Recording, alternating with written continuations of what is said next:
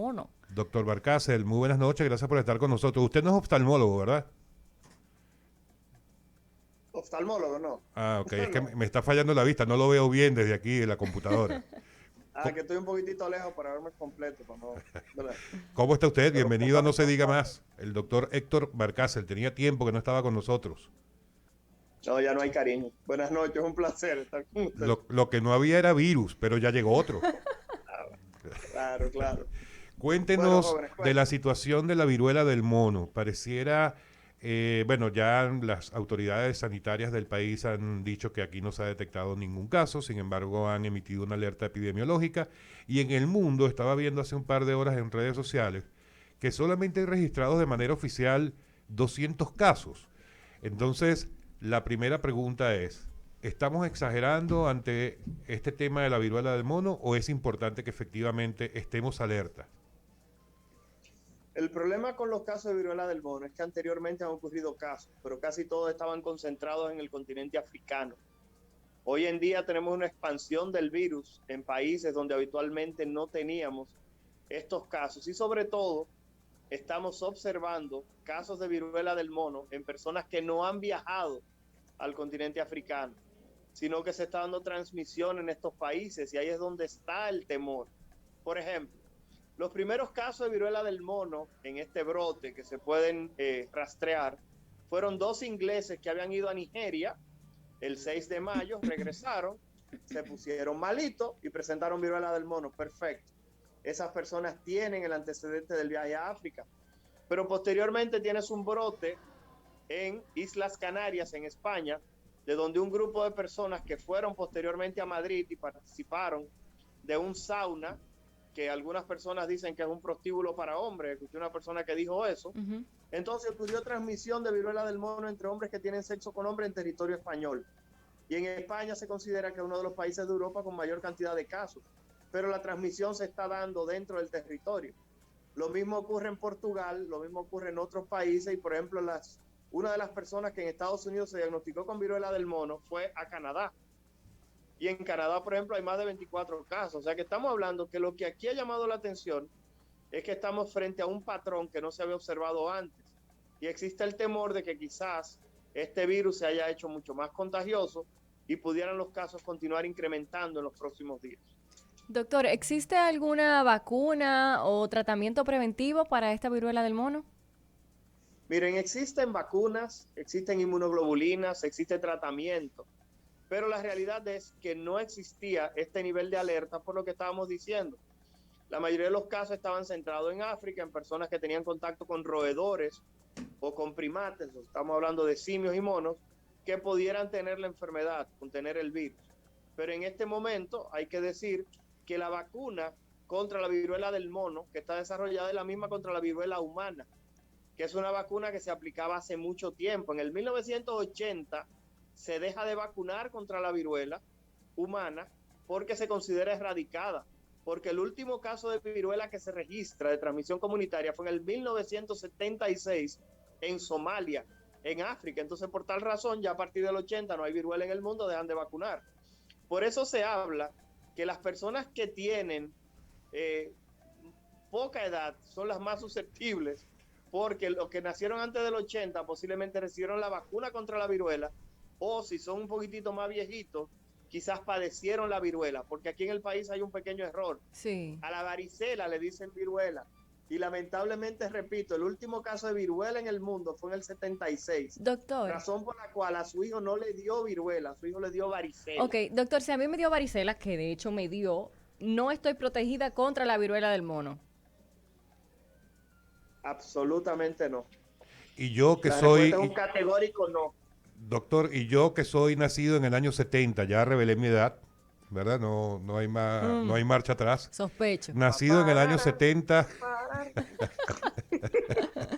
es posible que me hayan colocado esa vacuna. Si me la pusieron en esa época, cuando yo era un niño, no debo preocuparme. No, no tienes que preocuparte porque se habla que la vacuna brinda una protección por encima del 75% en aquellas personas que se la aplicaron. En caso de que te la hayan aplicado, el problema es que tú no sabes si te la aplicaron, deja de bailar. Está bueno que te pase. Doctor, entonces, ahora, ¿qué vamos a hacer? Porque con el COVID sabemos, póngase su vacuna, etcétera, etcétera. Pero, ¿y ahora con esta viruela? ¿Qué vamos a hacer En este nosotros? momento, lo que todos los países y todos los gobiernos lo que hablan es o mandan a que se mantengan en observación a ver cuál es el comportamiento del virus, porque estamos hablando de un virus que ha provocado casos en Argentina, casos en Australia, casos en Canadá, casos en Inglaterra, en Reino Unido, o sea que ha provocado en las 4 esquinas del mundo casos. Por tal razón, la mayoría de los mandatarios y de los organismos internacionales de salud recomiendan mantener en observación, porque si el brote desaparece en un mes, en una semana, no hay necesidad de que ocurra algún tipo de movilización, porque recuerden que, por ejemplo, la vacuna de la viruela dejó de producirse porque ya no había viruela. Sin embargo, algunos países siempre tienen una reserva de vacunas, específicamente porque se teme que la viruela se utilice como un arma biológica. Y, por ejemplo, en Rusia, en Siberia, hay un laboratorio que tiene el virus de la viruela. En Estados Unidos, en el CDC, también tienen el virus de la viruela guardado. Y el temor de que se utilice como una arma biológica ha hecho que los países tengan guardadas vacunas de la viruela. La producción se puede incrementar rápido con las nuevas tecnologías que existen, pero la realidad es eso, es más que nada observación para ver si es necesario que reintroduzcamos entonces el proceso de vacunación contra la viruela en el mundo, si la viruela del mono se convierte en algún tipo de amenaza global. Doctor, ¿cuáles son los síntomas distintos entre la viruela del mono y la varicela que popularmente conocemos? Bueno, al inicio es muy parecido porque las personas van a tener dolor muscular, fatiga y fiebre. Posteriormente aparecen esas vesículas llenas de líquido que también aparecen en la varicela. Sin embargo, estas son lesiones mucho más grandes. Estas lesiones llenan casi todo el cuerpo y son grandísimas. El otro problemita es que en la viruela del mono a las personas les salen ganglios en el cuello y en otras partes del cuerpo, que con la varicela no es habitual que los pacientes presenten ganglios aumentados de tamaño.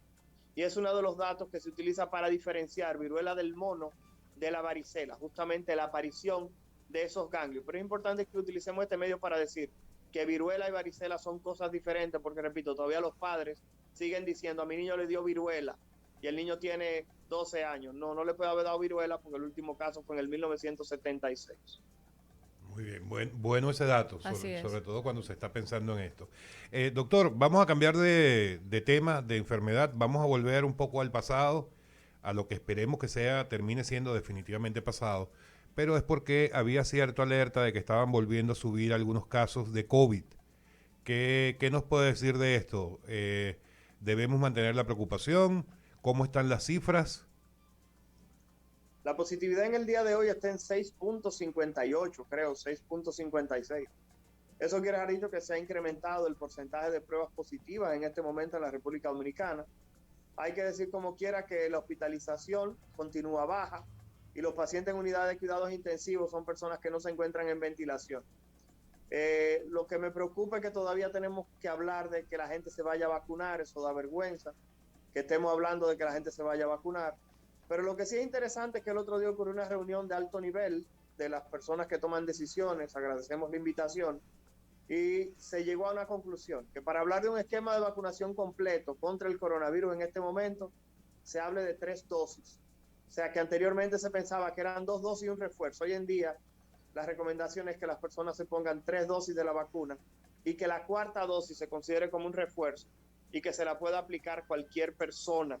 No solamente que tengan ese grupo de edad, priorizando, claro está, que las personas tengan más de 60 años, que son los más susceptibles a presentar formas graves. Sin embargo, repito, si usted no tiene sus 3 dosis de la vacuna, usted se considera en este momento como una persona con un esquema incompleto. Correcto. Y, doctor, ¿cómo ha funcionado? Lo de los niños al final no tuvo mucho éxito, ¿verdad? Aquí en el país. Bueno, hay que reconocer que en el país hay cerca de 400.000 niños vacunados, 300.000 y pico de niños. Lo que pasa es que la población meta era 1.2 millones. Lo que recoge esto que tenemos vacunado alrededor del 25% que se anunció por parte del Ministerio de Salud Pública en una reunión que participamos, que era la meta. Lo que quiere decir que los padres, dado que los casos de coronavirus disminuyeron, y eso me dio mucha risa, porque hay padres que me dijeron, yo no llevé a vacunar al niño porque ya no había coronavirus. Y yo le pregunto, ¿no hay sarampión, no hay polio? ¿Y tú como quieras lo llevas a vacunar contra eso? Claro. Entonces no me des excusa de que porque no había coronavirus no lo vacunaste. Me parece realmente... Disculpen, que me acaba de entrar una llamada. Quería dentro de lo posible decir que me parece realmente una muestra de poco solidaridad, decir que usted no estaba vacunando al niño porque no habían casos de coronavirus. Porque la realidad es que usted vacuna a su niño contra la poliomielitis y no hay caso de poliomielitis. Usted vacuna a su niño contra el sarampión y no tenemos sarampión. Entonces, por tal razón, usted vacuna a su niño para prevenir. Lo mismo debe ocurrir contra el coronavirus. Usted lo vacuna para que tenga anticuerpos, se pueda defender y disminuya no solamente que se ponga malito, sino las secuelas de lo que es el COVID prolongado, que se sabe que las personas vacunadas tienen menos riesgo de quedar con secuelas después del COVID.